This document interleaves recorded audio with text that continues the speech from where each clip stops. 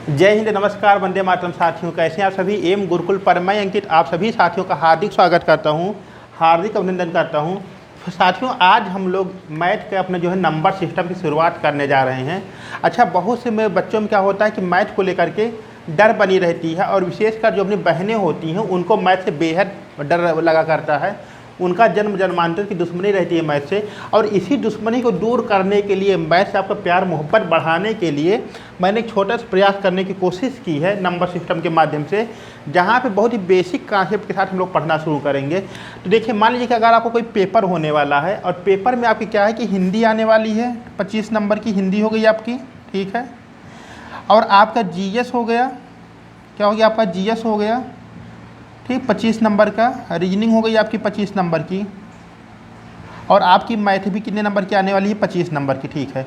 Total कितना हो गया आपका, 100 नंबर का हो गया, ठीक है। एक बच्चा जो है, जो मैथ पे क्या कर रहा है, अपना अभ्यास कर रहा है, रिवीजन कर रहा है, वो क्या करेगा, मैथ को बढ़िया टच करेगा। बाकी जो बच्चे मैथ से डरने वाले हैं वो क्या करेंगे, मैथ को पहले से ही एक कॉन्सेप्ट बना लेते हैं कि मैथ को क्या करेंगे, स्किप कर देंगे पूरा पूरा क्वेश्चन। यानी कि अब जो उनकी लड़ाई हुई, वो उनकी लड़ाई आपकी 3 सब्जेक्ट पे हुई, इसको मैथ को स्किप कर देंगे, और अभी उनके जो है 75 नंबर पे इनकी लड़ाई होना शुरू हो गई। जो लड़ाई आपकी 100 नंबर पे होनी थी वो किस पे आ गई, आपकी 75 नंबर पे आ गई है। इसमें से मान लीजिए कोई भी आपका पेपर हार्ड आ गया, अब हार्ड आने के बाद आप उसमें उतना स्कोर नहीं कर पाए जितना कि आप उम्मीद लगाकर बैठे थे, तो यहाँ पर इस कंडीशन में क्या होगी कि आपका जो सिलेक्शन की संभावना थी वो अभी बेहद कम हो जाएगी, ठीक है। तो इसी कॉन्सेप्ट को, जो आपकी अवधारणा पहले से बनी हुई है कि मैथ को स्किप करना है, इसी को दूर करने का हम आज प्रयास करेंगे। और मेरी पूरी कोशिश होगी कि बहुत ही बेसिक कॉन्सेप्ट के साथ यह आप लोगों को बताया जाए, और ऐसा बताया जाए कि आपके मन और दिमाग में छप जाए, आपको इतना से मैथ से जो है प्यार और मोहब्बत हो जाए, ऐसी मेरी पूरी कोशिश रहेगी। तो बहरहाल हम लोग शुरू करते हैं अपना आज का नंबर सिस्टम, ठीक है। अच्छा, नंबर सिस्टम क्या है कि आपका जो मैथ है, ठीक है, जो आपका मैथ है, मैथ की बैकबोन क्या है, आपका नंबर सिस्टम है, ठीक है। देखिए, बहुत मोटी किताब है मैथ की, आप एच.डी. यादव देख लीजिए, चाहे आप आर एस अग्रवाल को देख लीजिए, काफ़ी मोटी पुस्तक है वो, उससे आपको बिल्कुल नहीं घबराना है।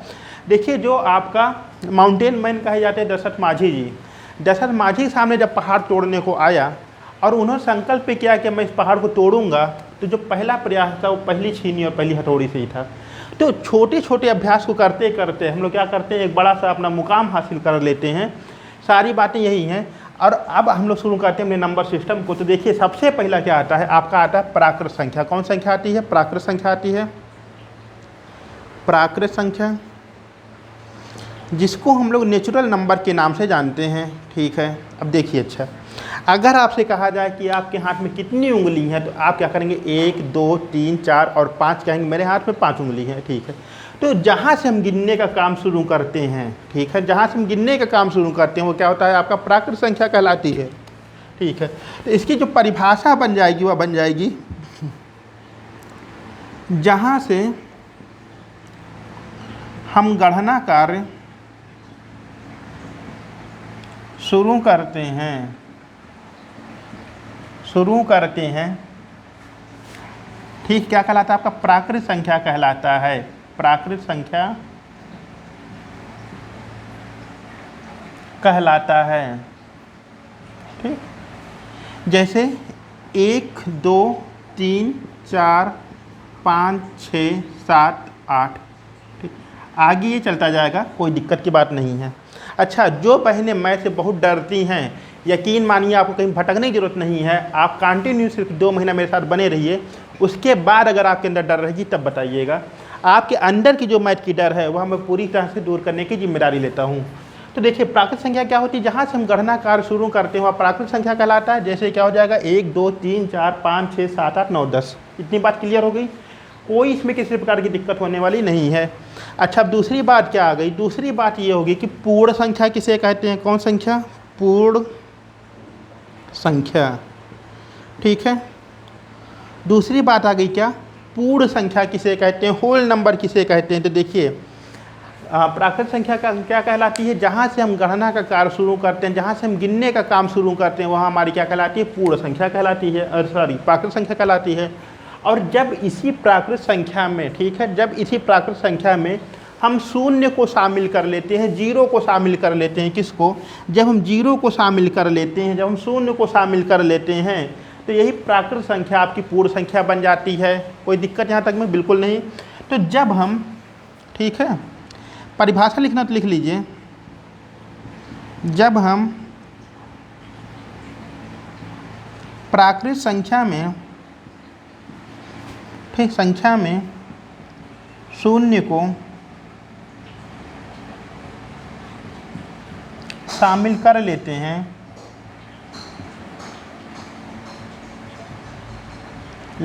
तो क्या हो जाती है आपकी? वह आपकी बन जाती है पूर्ण संख्या। जैसे क्या? जैसे 0, 1, 2, 3, 4, 5, 6, 7, 8 डॉट डॉट करते हुए आगे। अच्छा, दूसरी बात जानते हैं मैथ से डर की क्या है?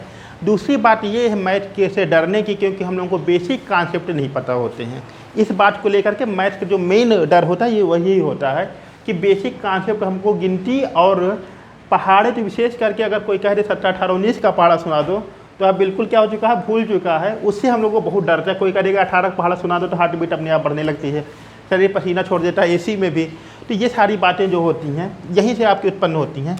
ठीक है, चलते हैं अपने अगले पे। क्या होता है देखो, प्राकृत संख्या हो गई आपकी, पूर्ण संख्या हो गई। तीसरा नंबर किसका आएगा? तीसरा नंबर आएगा किसका? सम संख्या या विषम संख्या का। ठीक है, तो पहले ले लेते हैं क्या, हम पहले ले लेते हैं सम संख्या। देखो पूरा आ रहा है, ठीक है, क्या ले लेते हैं? सम संख्या। सम संख्या, ठीक है, तो भैया सम संख्या किसको कहते हैं मेरे भाई मेरे बहन? तो सम संख्या किसे कहते हैं, इवन नंबर किसे कहते हैं? तो देखो, जो संख्या, ठीक है, जो संख्या 2 से पूर्णतया विभाजित हो जाए उसको कहते हैं सम संख्या। जो संख्या 2 से पूरी तरीके से विभाजित हो जाए वह कहलाती है आपकी सम संख्या। ठीक है, कई लोग बोल देते हैं कि जो संख्या 2 से कट जाए वो क्या कहलाती है? सम संख्या। लेकिन देखिए, कटने का अलग बात है, पूरी तरह से विभाजित होने का अलग बात है वो। ठीक है, पूरी तरह से विभाजित होने का मतलब कुछ भी शेष ना दे, वह कहलाती है आपकी सम संख्या। तो लिख लीजिए इसको, जो संख्या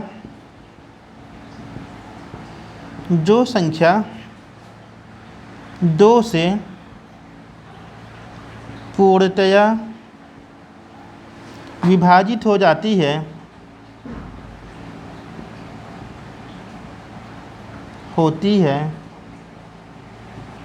सम संख्या कहलाती है। क्या कहलाती है? सम संख्या कहलाती है। कोई दिक्कत यहाँ तक में नहीं होने वाली है। जैसे क्या? जैसे हो गया आपका 2, 4, 6, 8, 10, 12, 14, 16 डॉट डॉट करते हुए। अब पूरी तरह से विभाजित होने का क्या मतलब वो देखो आप। जैसे मान लो कि हम क्या कर रहे हैं, 2 से किसको भाग दे दिए? हम 2 से भाग दे दिए आपके 16 को, तो 8 दूनी 16, 8 टाइम जाएगा, कुछ शेष बचा? कुछ भी शेष नहीं बचा। लेकिन अगर यहीं पे क्या होगा, अगर हम इसको 19 से भाग दे दें, किससे? 19 को भाग दे दें 2 से, तो कितना हो जाएगा? 9 दूनी 18, एक शेष बचेगा। ठीक है, तो यहाँ पर देखो, जो ये आपकी सम संख्या थी इसमें भाग देने पर कुछ भी शेष बचा? कुछ भी शेष नहीं बचा, जबकि यहाँ पे आपका 1 शेष बच रहा है।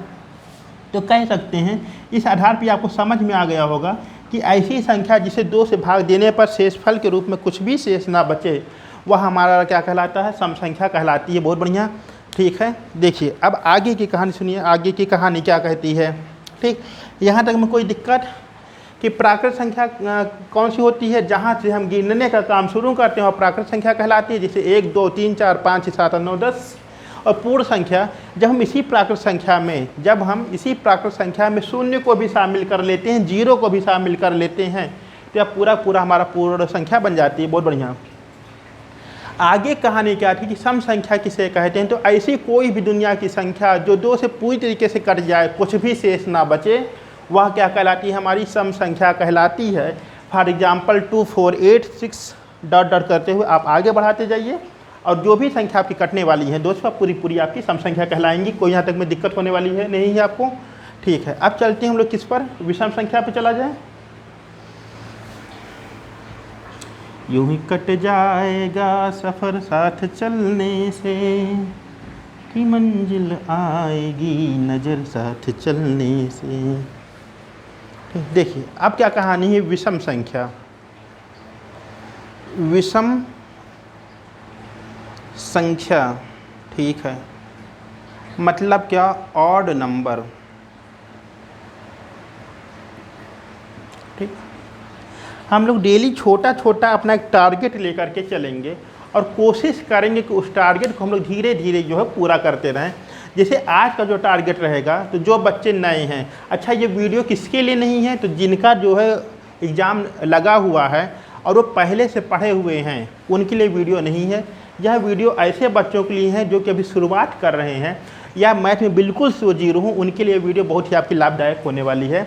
जो बात है वह बात आपकी क्लियर है, ठीक है। तो देखो, अच्छा आज का टारगेट क्या रहेगा, अभी टारगेट मैं बता दूंगा। तो विषम संख्या ऐसी संख्या, कैसी संख्या, ऐसी संख्या जो 2 से पूर्णतया विभाजित ना हो, वह, ठीक है, वह विषम संख्या कहलाती है।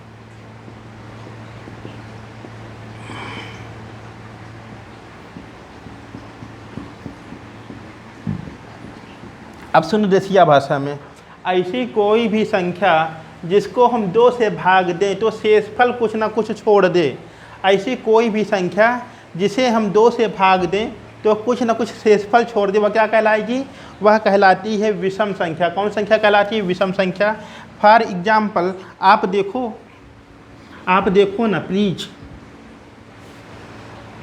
आप देखो, जैसे मान लो कि 5 है, ठीक, 5 के पहले 3 भी लिख दो, कोई दिक्कत नहीं।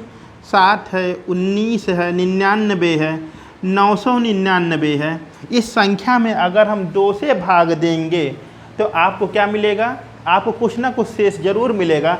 जैसे मान लो कि हम 19 को भाग दे रहे हैं 2 से, किससे दे रहे हैं, 2 से, ठीक है, सही है। 2 9 18, अरे 2 9 जा 18, जिसको इंग्लिश में कहते हैं 18, डॉक्टर गेलू आओ, ठीक। यहाँ बचेगा क्या शेष, यहाँ बच गया आपका शेष, एक बच गया, यहाँ शेष कुछ नहीं बचा। तो जहाँ भी आपका शेष बच जाए वहाँ पे क्या होगी, वो संख्या विषम संख्या होगी।